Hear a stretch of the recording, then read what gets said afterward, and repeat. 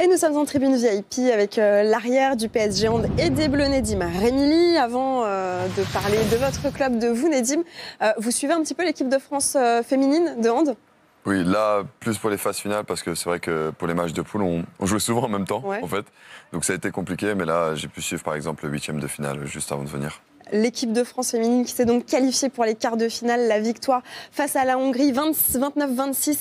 Les Bleus qui affronteront mardi en quart de finale le Monténégro. Nous allons faire le point sur place avec notre commentateur Xavier Hamel qui est aux côtés d'Alison Pinault. Oui, Claire, une victoire maîtrisée des joueuses de l'équipe de France dans un match vraiment plein de bout en bout. C'est ça qu'on a aimé et qu'on a réussi à voir aujourd'hui en 8e de finale face à la Hongrie. Alison, ça a été un match que vous vous êtes rendu simple, peut-être, c'est ce qu'on avait l'impression de voir. En tout cas, sans doute que ça n'a pas été si simple que ça sur le terrain. Mais en tout cas, l'équipe de France a fait un match plein en 8e de finale. Oui, un match maîtrisé de notre part. On a été sérieuse tout le long de la rencontre. On a produit du jeu. On a respecté aussi le plan de jeu au niveau défensif, aussi offensif. Voilà, on s'attendait à un match forcément difficile. Ça n'a pas été facile, mais on se l'est rendu, je dirais, beaucoup plus simple. Voilà, par notre discipline aussi. On n'a pas jeté les ballons, on ne s'est pas précipité. On a essayé de jouer des situations, je dirais, claires pour nous faciliter la tâche. Voilà, c'est chose faite. C'est ce qu'on avait vu un petit peu, la précipitation en début de tournoi. C'est ce qu'il n'y a pas eu aujourd'hui, hein, vraiment. Même vous, avec votre gardienne, par exemple, en seconde période, vous avez essayé de calmer le jeu, de dire on est en avance, ça ne sert à rien de s'exciter comme ça. De toute façon, on construit petit à petit cette victoire. C'est exactement ça. Je pense qu'à des moments, forcément, on a envie tous de tenter des choses. Mais je pense que ça aurait été bête de notre part justement d'aller dans ce chemin-là, alors que justement, on franchit des étapes match après match et que voilà, aujourd'hui, on a passé ce 8e de finale qui était super important et c'est une étape de plus franchie de notre part. Et la prochaine étape, le Monténégro, c'est une étape difficile encore. Oui, une étape assez particulière, même si c'est vrai que je m'attendais à un match vraiment assez, je dirais, plus serré, je dirais, entre Serbie et Monténégro, parce que j'ai appris qu'il y avait un large score assez large à un moment donné, je crois, entre les deux équipes de 7 buts. C'est vrai que c'est un derby, je connais la particularité de ces matchs entre Serbie, Monténégro ou Croatie par exemple. Donc voilà, je suis assez surprise parce que c'est vrai que j'avais regardé le match de la Serbie et elles ont fait vraiment un premier tour exceptionnel. Donc voilà, mais on retrouve le Monténégro. Donc deux grosses défenses qui vont s'affronter. Ça va être un match difficile, ça va cogner de part et d'autre. Et puis voilà, je pense que ça sera probablement serré. Voilà, le teasing est fait, hein, Claire, pour le match de mardi 20h45, France-Monténégro, bien sûr, à suivre sur beIN.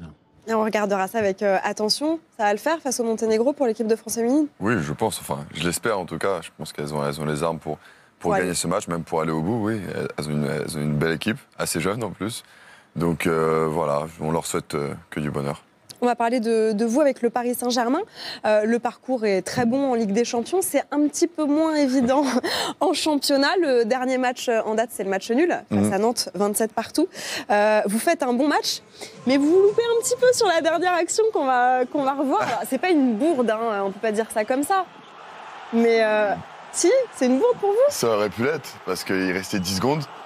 Ah, il y a tiré C'est normal, non, mais parce que...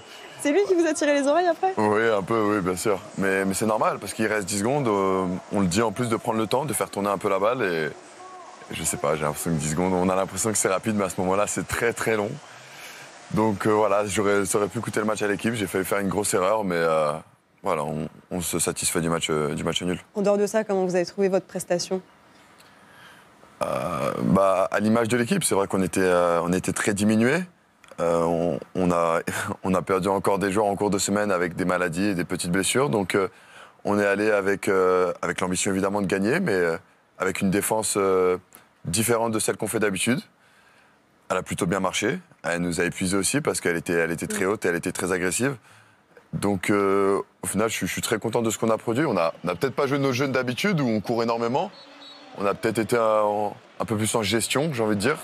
Mais on l'a bien fait. On a réussi on avait même une balle à mener d'un moment de 4 buts. On avait même une balle de plus 5. Bon, à la fin, ils auraient pu l'emporter aussi. Ça s'est joué sur des détails. On se satisfait. Un nul, 2 défaites depuis le début de la saison en championnat pour le PSG Hand. Une victoire aussi.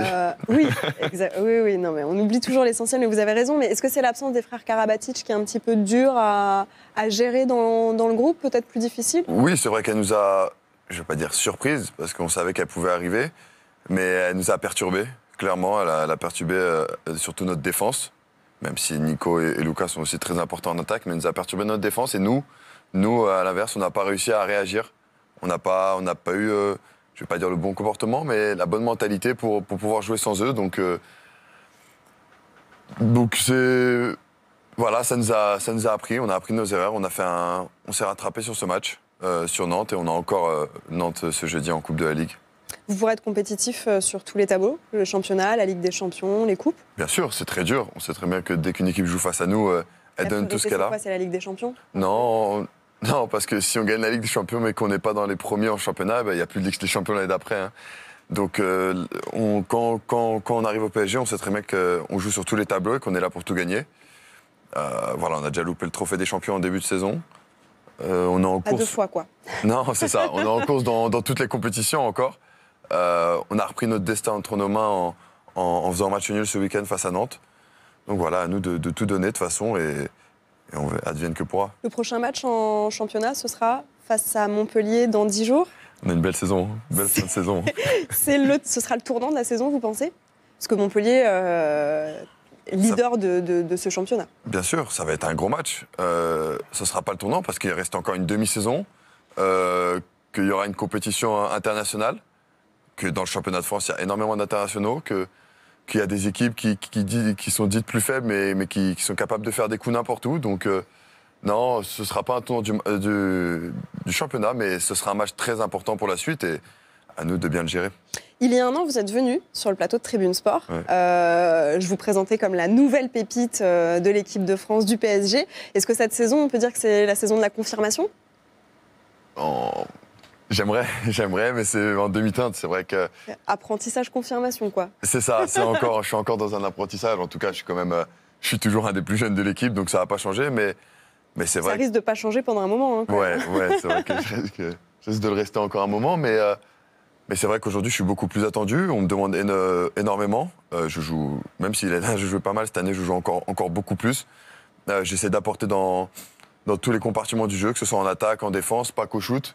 Maintenant, je suis quand même un arrière. Faut que j'arrive à reprendre le sens du but. C'est revenu un peu ces derniers temps. Ça l'était un peu moins avant. Voilà, Ouf, elle est jolie.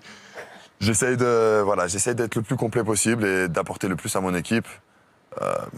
C'est un peu mieux sur cette fin de saison, fin de première partie de saison. On sait que votre coach Zvonimir j'arrive pas à le dire, Luka Serdarouzic, je sais plus. D'accord, voilà. Cédera sa place à Raúl González Gutiérrez la saison prochaine. Est-ce que c'est une annonce? Parce que, en général, dans le football, on attend la fin de saison pour annoncer l'arrivée d'un nouveau coach. Est-ce que cette annonce a pu un peu déstabiliser le groupe? Non, je pense pas. Après, on sait tous, c'est la vie d'un sportif de haut niveau. Et pour les entraîneurs, c'est pareil. Il y a des arrivées, des départs. Mais là, vous le savez 6 mois à l'avance, en fait. Oui, mais dans le handball, c'est souvent fait comme ça parce qu'il y a énormément de choses à gérer avant, surtout pour des coachs. Par exemple, le nouveau coach doit choisir des nouveaux joueurs.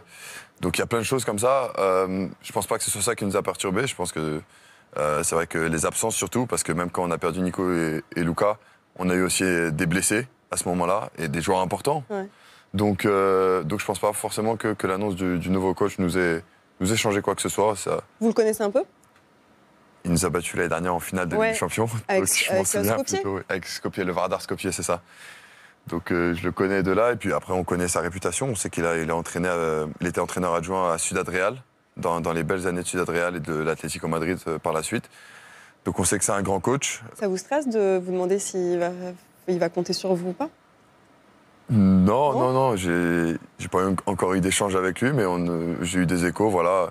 Je compte avoir des échanges peut-être avec lui pour pouvoir savoir s'il compte sur moi, mais normalement, a priori, il devrait compter sur moi la saison prochaine. Moi, je l'espère. Vous parlez de cette finale perdue l'année dernière contre Skopje.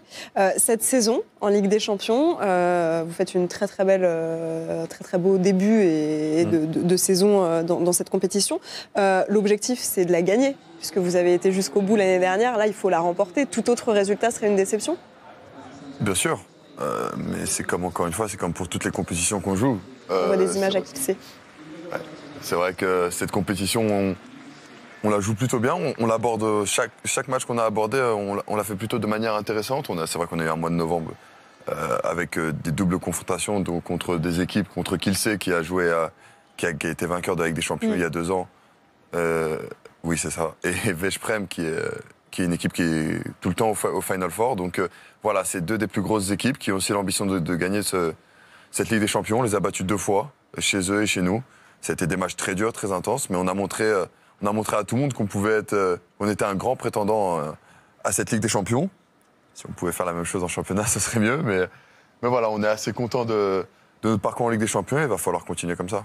Vous allez aussi retrouver l'équipe de France à partir du 26 décembre, c'est ça Cap-Breton pour la préparation à l'Euro. 3 matchs lors de la Golden League. Ce sera contre la Norvège, l'Égypte, le Danemark. Et puis les choses sérieuses dès le 12 janvier. Ça va arriver super vite. Vous êtes stressé? Non, parce qu'on n'a pas le temps d'y penser. Vous n'y pensez pas encore à l'Euro? Pas encore. On a encore des matchs très compliqués avec le PSG. On a encore Nantes en Coupe de la Ligue. On a encore un match de Coupe de France. Montpellier, on sait qu'on est très attendu là-bas. Donc non, c'est très dur d'y penser maintenant. Après, il est quand même dans un coin de ma tête. C'est vrai que ça va être une belle compétition. C'est en Croatie, hein, une terre de handball. Ça va être chaud. Ça va être très très chaud. On l'a vu en 2009 où ils sont partis s'imposer pour le mondial. Voilà, j'espère qu'on pourra renouveler cet exploit. Vous restez sur un titre de champion du monde. Vous allez être super attendu. C'est un statut qui vous plaît? Bien sûr. Mais vous préférez ce statut-là que celui d'outsider, quoi? Maintenant, je joue au PSG, donc j'ai l'habitude d'être dans le statut du favori. C'est un statut qu'on doit assumer. Hein. Et de toute façon, on est l'équipe de France. Hein. Dès que je suis arrivé en équipe de France, j'ai vite appris que toutes les équipes voulaient, quand elles jouent contre nous, elles se donnaient à 300%, que ce soit un match amical ou pas. Je pense qu'on a les armes. On a les armes pour gagner cet Euro. Évidemment, on a perdu Titi et Daniel. Même si Titi est dans la liste élargie. Oui, il ne devrait pas jouer, parce qu'il a pris sa retraite internationale. Il est juste là au cas où il y a une blessure. C'est ça, oui. Donc voilà, c'est vrai qu'on est malgré que ce soit que 2 départs, on est quand même en reconstruction. Mais on a les armes. On a les joueurs, on a des joueurs incroyables, donc j'espère qu'on ira la chercher. Est-ce que la déception du dernier Euro, 5e place du championnat d'Europe, vous hante un petit peu? C'est dans un petit coin de la tête ou on l'a oublié déjà? Oui, on l'a déjà oublié. Oublié? Regardez, juste à regarder les images et on voit qu'on l'a oublié. Hein. Non, mais l'Euro, c'était particulier. Pour moi, comme pour 7 ou 8 autres joueurs, c'était le premier, la première compétition internationale. On était là pour apprendre, pour regarder. Ça nous a surmotivés pour le mondial chez nous. Voilà, donc on a pu faire la différence sur le mondial. Je pense qu'on peut la faire aussi sur cet Euro en Croatie. Dans le tour préliminaire, il y a la Norvège, l'Autriche et la Biélorussie. C'est ça. Il y a une équipe que vous craignez particulièrement? La Norvège, évidemment, même si les 2 autres... Vous allez affronter des gens en Golden League, donc, c'est ça. Donc vous allez pouvoir un petit peu juger. Oui, mais on les a affrontés aussi en finale de Ligue des Champions, de championnat du monde, en phase de poule de championnat du monde. Bien. On les a vus aussi à l'Euro l'année d'avant, en 2016. Donc on les connaît plutôt bien. On a aussi leur meilleur joueur, Sander Sargosen, qui joue au PSG. Donc on les connaît plutôt bien. On sait que c'est une équipe redoutable, une équipe jeune, mais qui n'a pas peur de jouer au ballon et qui le fait avec brio ces derniers temps. Donc voilà, on est méfiant. On a perdu en plus contre eux à la Golden League, donc on est très méfiant, mais on est l'équipe de France et on se doit de tout gagner. Alors, pas très loin de la Norvège, il y a la Suède. Et on a une petite image décalée qu'on a pu voir cette semaine. Si vous voulez checker votre partenaire dans un match, attention, ça peut arriver au mauvais endroit d'un adversaire. Voilà. Vous l'aviez vu? 4 fois au moins. Ça vous est déjà arrivé? Non, jamais. Donc vous penserez à ça maintenant, vous allez faire attention. Non, on ne sait jamais. Ça peut déstabiliser l'adversaire, c'est pas mal. La technique. On fait comme on peut. Hein. Merci beaucoup, Nedim. Avec plaisir. Bonne chance avec le PSG. Merci. Bonne chance avec l'équipe de France. Merci beaucoup. Et quand vous revenez la saison prochaine, vous êtes champion d'Europe. J'espère. Et peut-être champion de France. Et champion d'Europe aussi avec le PSG.